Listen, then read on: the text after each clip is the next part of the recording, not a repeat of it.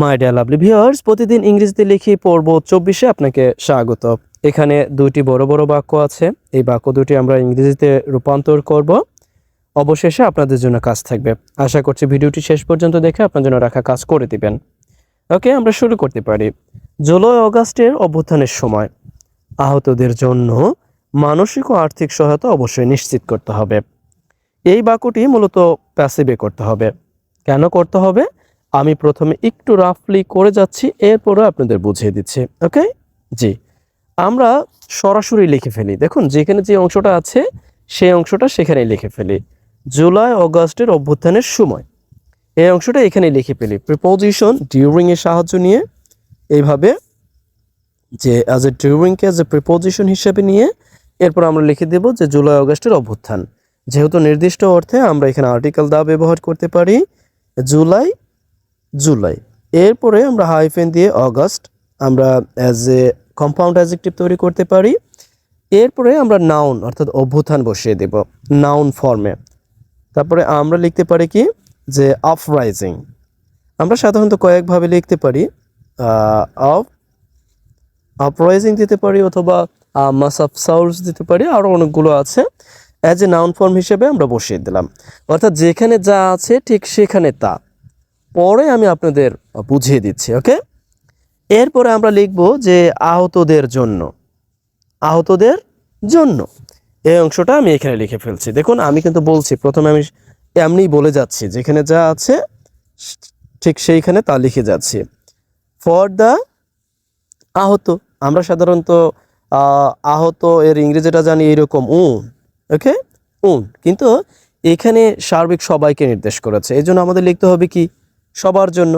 অর্থাৎ আমরা একে পার্টিসিপল ফর্ম করে দিতে পারি, যদিও এই যে আর্টিকেল যুক্ত হয়ে এই অংশটা হচ্ছে অ্যাজ এ নাউন। আপনি একসাথে এটা হচ্ছে নাউন ফ্রেজ, কিন্তু এককভাবে এখন এই ওয়ান্টেড মূলত অ্যাজ এ নাউন। ওকে, বুঝতে পারলেন? যদিও আমি পার্টিসিপল করে দিয়েছি। ওকে, বোঝাচ্ছি পরে। দেখুন, এই পর্যন্ত আমরা লিখে ফেললাম। এখন বাকি আছে মানসিক ও আর্থিক সহায়তা। মানসিক ও আর্থিক সহায়তা আমরা লিখে ফেলি। Financial and mental or psychological আমরা বলতে পারি। মেন্টাল সাপোর্ট বা হেল্প যাই দিই, অনেকগুলো দেওয়া যায়, আমি আপাতত একটাই দিচ্ছি। এরপরে আমাদের এখন বাকি আছে অবশ্যই নিশ্চিত করতে হবে। অবশ্যই নিশ্চিত করতে হবে। অবশ্যই নিশ্চিত করা অর্থে আমরা দারুণ একটি মডেল অক্সিলারি ভার্বের সাহায্য নিতে পারি। আমরা জানি অবশ্য, যদিও আমরা অন্যভাবে লিখতে পারি, তারপর আমরা এইভাবে লিখব, যেহেতু প্যাসিভ এই জন্য মাস্ট বি। নিশ্চিত করার ইংরেজিটা তো আমরা ভালোই জানি, ইনশোর। ওকে, ইনশোর এর ভার্বের 3 ফর্ম অর্থাৎ পাস্ট পার্টিসিপল ফর্ম বসবে ইনশোর। ওকে, এই তো হয়ে গেল, মানে মোটামুটি আমাদের লেখা হয়ে গেল। এখন আমাদের কাজ হচ্ছে জাস্ট মিলিয়ে লেখা। পারবেন না? অবশ্যই পারবেন। তারপরও আমি জাস্ট একটু বলে দিচ্ছি। দেখুন, জাস্ট এই অংশটাকে মানে আমাদের সুবিধার জন্য আর কি, আপনি চাইলে কিন্তু এভাবে দিতে পারবেন, মানে আমাদের সুবিধার জন্য আপনি চাইলে এইভাবে, ঠিক এইখানে এইভাবে এই অংশটাকে এখানে এনে দিতে পারেন। ওকে, এই অংশটাকে এখানে বসিয়ে দিতে পারেন, বাক্যটা এখানে শেষ করে দিতে পারেন, এইভাবে হয়ে গেল। তবে সেই ক্ষেত্রে এখানে কমা দেওয়ার পর এখানে অবশ্যই ছোট হাতের, অর্থাৎ এটা নিশ্চিত করতে হবে। এইভাবে আপনি দিয়ে দিতে পারেন। বুঝতে পারলেন কি? আশা করছি আপনি বুঝতে পেরেছেন। এখন অনেকে প্রশ্ন করতে পারেন এই বাক্যটি কিভাবে প্যাসিভে হলো।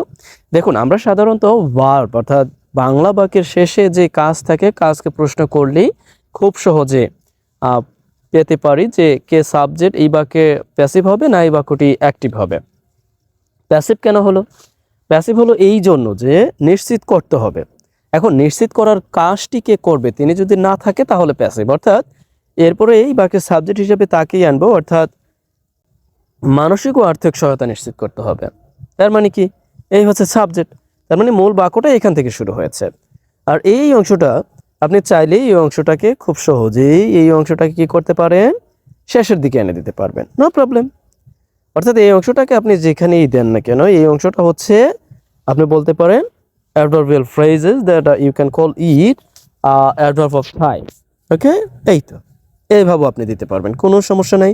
সেই ক্ষেত্রে কমা, আর এইখানে সেই ক্ষেত্রে বড় হাতে এই লেখাটা হবে। কি বুঝতে পারলেন কি? আশা করছি বুঝতে পেরেছেন। যাই হোক, এরপরে আরেকটি বাক্য আছে, আমরা একটু লক্ষ্য করি। হিয়ার উই সি, কারণ অনেকেই তাদের ন্যায্য অধিকার থেকে বঞ্চিত হয়েছে, যা একজন আহত ব্যক্তির পাওয়ার কথা ছিল। দেখুন, এই বাক্যটি দুটি অংশে বিভক্ত। এই পর্যন্ত একটি অংশ, এরপরে যা, অর্থাৎ আমরা একটি রিলেটিভ প্রোনাউনের সাহায্য নেব to make a relative close or adjective clause. এই অংশটাকে আমরা লিখব। ওকে, আমি প্রথমে একটু লিখে যাই যে বিকজ, কারণ। ওকে, বিকজ কারণ অনেকেই, মেনি, বঞ্চিত হয়েছে। আমরা লিখতে পারি সিম্পলি, যদি আমরা পাস্টে লিখি তাহলে লিখতে পারি মেনি অফ দেম, এইভাবে লিখতে পারি, অথবা মেনি গট, অর্থাৎ আমরা লিখতে পারি যে ডিপ্রাইভড, বঞ্চিত হয়েছে। অনেকটা প্যাসিভ সেন্স অর্থ দিবে। চাইলে আমরা ভার্বকে দিয়েও লিখতে পারবো, নো প্রবলেম।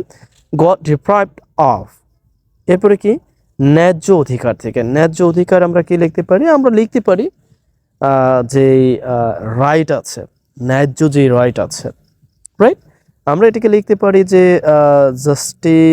ওকে, আমরা এখানে ইকুইটেবল লিখতে পারি। ওকে, ইকুইটেবল, অথবা আমরা জাস্টিফাইড যে ইয়াটা আছে তাও লিখতে পারি, নো প্রবলেম। ওকে, ন্যায়সঙ্গত, equitable or justified. Okay, equitable যে অধিকার আছে, রাইটস আছে। ওকে, ন্যায্য অধিকার, রাইটস, ইকুইটেবল রাইটস, অধিকার থেকে বঞ্চিত হয়েছে। এখন আমরা লিখব এই অংশটা, যা। রিলেটিভ প্রোনাউনকে আমরা আনতে পারি দ্যাট, অথবা উইজকেও আনতে পারি, নো প্রবলেম। দ্যাট একজন ব্যক্তির পাওয়ার কথা ছিল। ওকে, একজন ব্যক্তির, তাহলে আমরা এখানে লিখতে পারি যে উন্ডেড, অর্থাৎ আহত ব্যক্তি, একজন আহত ব্যক্তি। ওকে, উন্ডেড ইন্ডিভিজুয়াল অর পার্সন। ওকে, অনির্দিষ্ট অর্থে উন্ড পার্সন, আহত ব্যক্তির। এরপর আমরা লিখতে পারি পাওয়ার কথা ছিল। এই অর্থ দিতে আমরা লিখতে পারি যে ওয়াজ, না, আমরা সাপোজ, ওয়াজ সাপোজ, হ্যাঁ, ওয়াজ সাপোজের সাহায্য নিতে পারি। Suppose two, suppose two. Okay, suppose to get. Okay, here, অর্থাৎ যা একজন ব্যক্তির পাওয়ার কথা ছিল, তার মানে এই তাদের পাওয়ার কথা ছিল। Okay, I think so you have got. তারপরেও যদি না বুঝতে পারেন অবশ্যই আমাকে অবগত করবেন।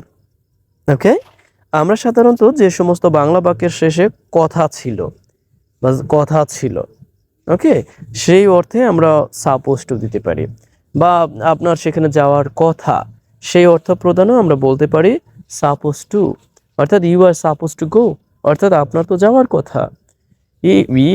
আমরা সাধারণত আবার he is suppose to do, তার তো এটা করার কথা। বুঝতে পারলেন? সেই অর্থ প্রদানে আমরা এইভাবে সাপোজ টু ব্যবহার করতে পারি। এরপরে ভার্বের এই ফর্মটি। ওকে, আশা করছি বুঝতে পেরেছেন। যাই হোক, এই পর্যায়ে আপনার জন্য কাজ, এখানে দেখুন যে আহতদের জন্য মানসিক সুস্থতা কামনা করি। ওকে, আহতদের জন্য মানসিক সুস্থতা কামনা করি। মানসিক সুস্থতা কামনা করি ইংরেজিতে আমরা জানি। মানসিক সুস্থতা আপনি কয়েকভাবে লিখে দিতে পারেন, নো প্রবলেম। আমি জাস্ট এখানে লিখছি যে সাইকোলজিক্যাল ওয়েলবিং আপনি দিতে পারেন, নো প্রবলেম। সাইকোলজিক্যাল ওয়েলবিং, মানসিক সুস্থতা, অথবা আপনি এটাও বলতে পারেন যে মানসিক সুস্থতা বলতে যে মেন্টাল সাউন্ডস, বা আপনি অন্যভাবেও করতে পারেন। ওকে, আশা করছি বুঝতে পেরেছেন। যাই হোক, আজ এ পর্যন্তই। ভিডিওটি খুব ছোট্ট করেই করলাম, সময় স্বল্পতা, তার শিডিউল, এই জন্য। আশা করছি ভিডিওটি লাইক, কমেন্ট এবং শেয়ার দিয়ে অন্যান্য ভিডিও পেতে এবং অন্যদের সামনে ভিডিও পৌঁছে দিতে আপনারা সহায়তা করবেন। জি, আজ এ পর্যন্তই। ভালো থাকুন। Best wishes for you.